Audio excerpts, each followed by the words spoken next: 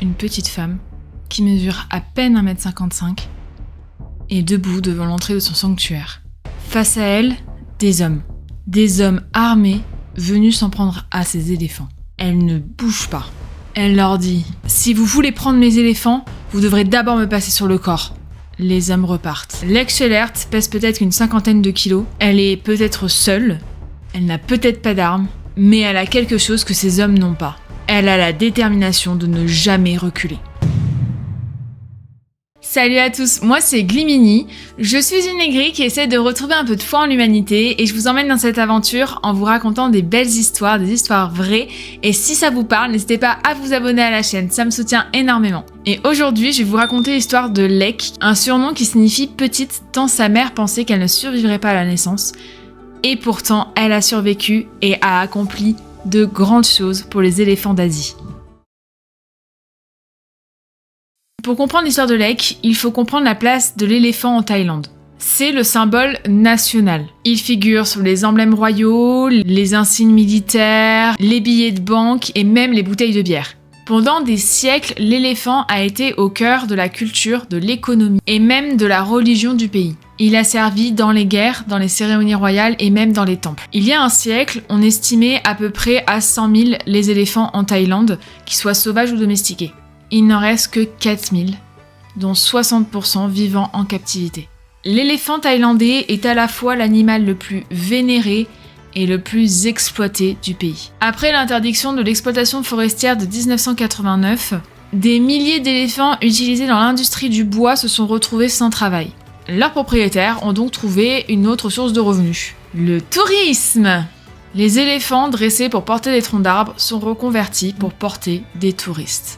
Et pour qu'un éléphant porte des touristes, ou peigne un tableau, ou jongle, ou fasse un numéro de cirque, il faut d'abord briser sa volonté.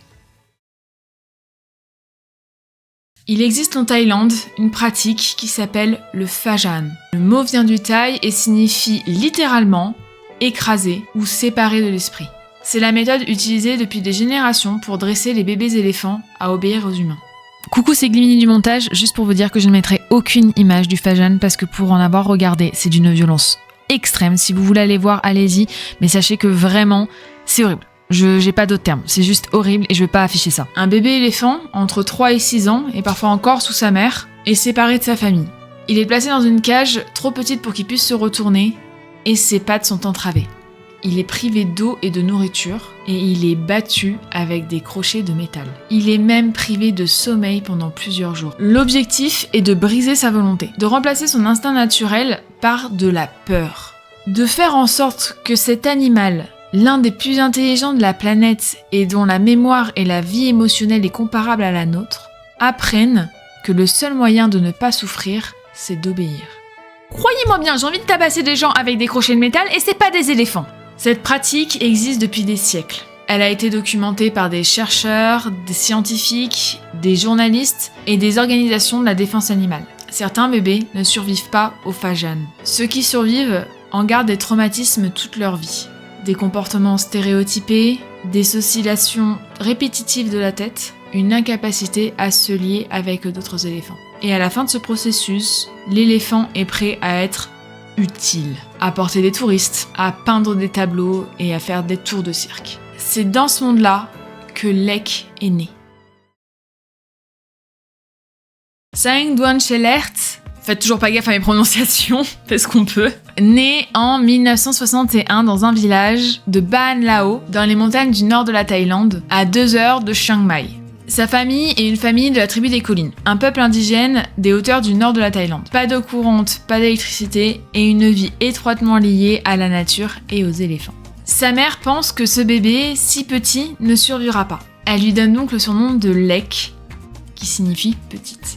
Et ce surnom la suivra toute sa vie. Son grand-père maternel est un homme un peu particulier. C'est un guérisseur, ce qu'on appelle un chaman dans sa communauté. Il soigne les gens du village avec des plantes et des rituels, mais il soigne aussi les animaux. Quand un animal du village est blessé ou malade, c'est lui qu'on vient chercher. Et il emmène Lek avec lui. Depuis l'enfance, Lek accompagne son grand-père dans ses rituels et ses soins, avec des buffles, des chiens, des oiseaux blessés. Elle apprend à observer les animaux, à comprendre leurs souffrances, à être patiente. Puis il y a Tonkam. Tonkam, qui signifie l'or en taille, est un éléphant. Le grand-père de Lek l'a reçu en cadeau d'un homme dont il a sauvé la vie. Un guérisseur, en retour d'une guérison, reçoit un éléphant. Et la petite Lek, elle grandit aux côtés de Tonkam. Elle lui parle, elle le touche, elle apprend à comprendre comment cet animal immense communique, par ses sons, ses mouvements, et par la façon dont il pose sa trompe sur son épaule. Ce lien avec Tonkam va façonner l'ensemble de sa vie.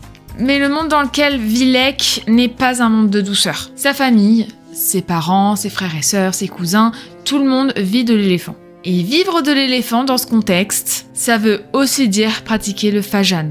Briser des éléphants pour les dresser, pour les vendre, ou les louer à des camps de travail.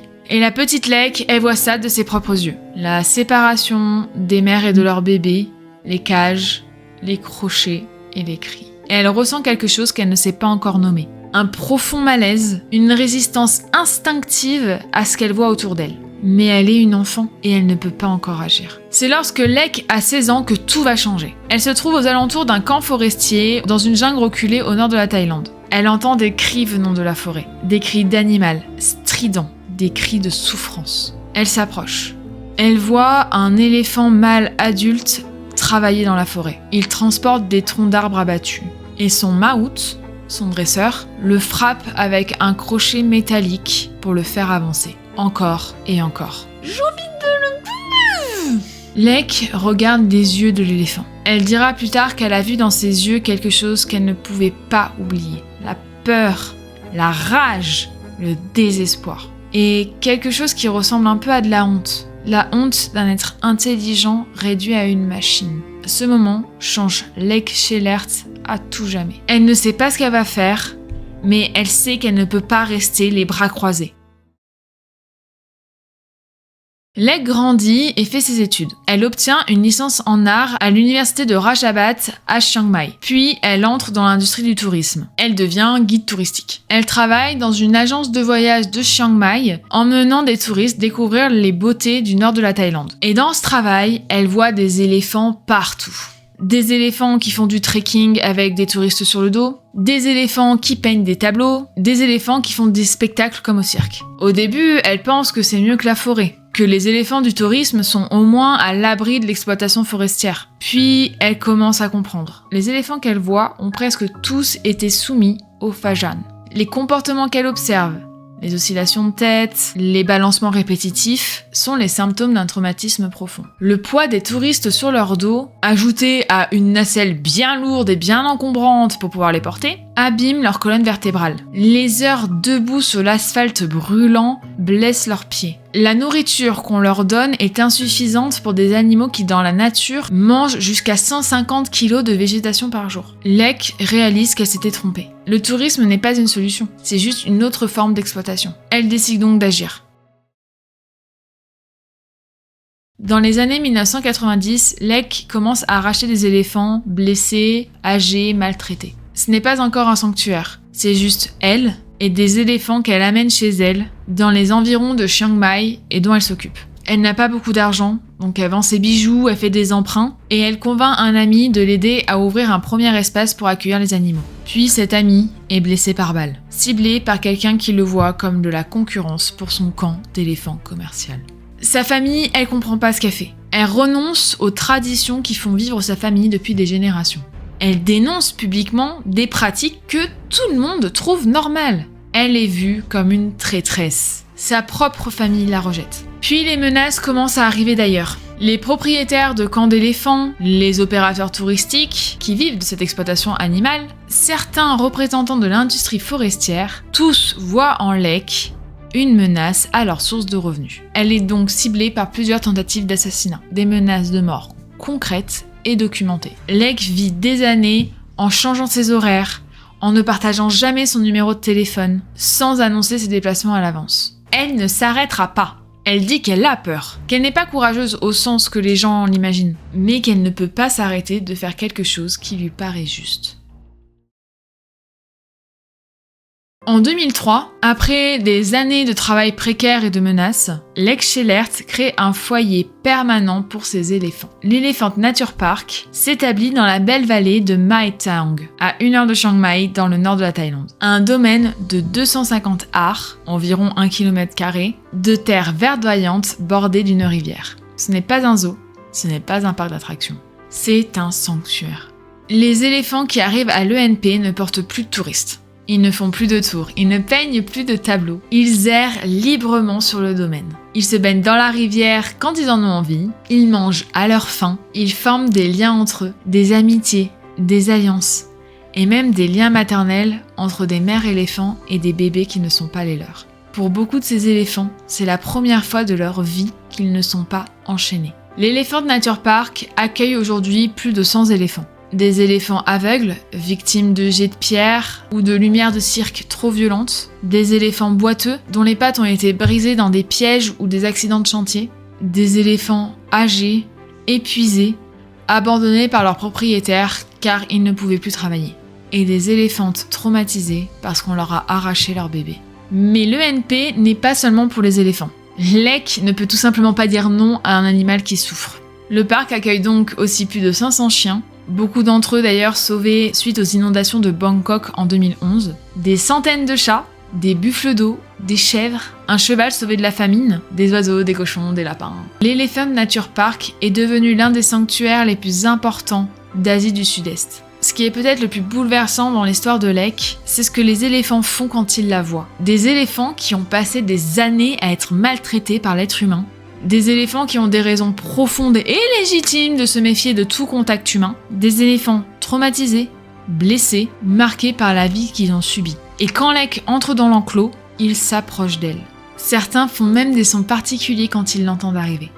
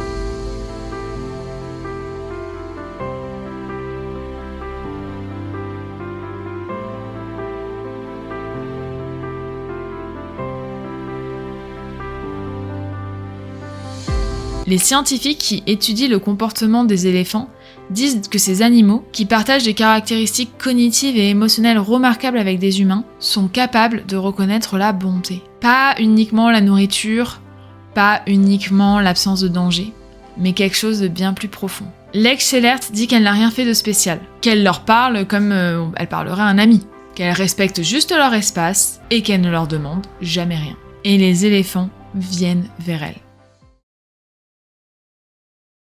Pendant des années, Lek travaille dans l'ombre, sans reconnaissance, avec des moyens limités et des menaces réelles. Puis, le monde commence à découvrir ce qu'elle fait. En 2001, la Ford Foundation lui accorde le prix de Hero of the Planet. En 2005, le magazine Times la nomme parmi les héros d'Asie. En 2010, la secrétaire d'État Hillary Clinton l'invite à Washington pour l'honorer comme l'une des 6 femmes héroïnes de la conservation mondiale. Et enfin, en 2022, Emmanuel Macron, lui remet la Légion d'honneur française lors d'une cérémonie à Bangkok. Une distinction rarissime pour quelqu'un qui n'est pas français. Cette petite femme du village de Baan Lao, sans eau courante dans son enfance, rejetée par sa propre famille, ciblée pour assassinat, reçoit la distinction la plus prestigieuse de la France. Bon, pour une fois, elle n'est pas attribuée à n'importe qui. Ce que a accompli Lek Chelert dépasse largement son sanctuaire. Elle a changé l'entièreté d'une industrie. Dans les années 1990, quand elle a commencé à parler du Fajan et des conditions de vie des éléphants du tourisme, personne ne voulait entendre. Les opérateurs touristiques la voyaient comme une ennemie. Le gouvernement l'ignorait et les touristes ne savaient pas.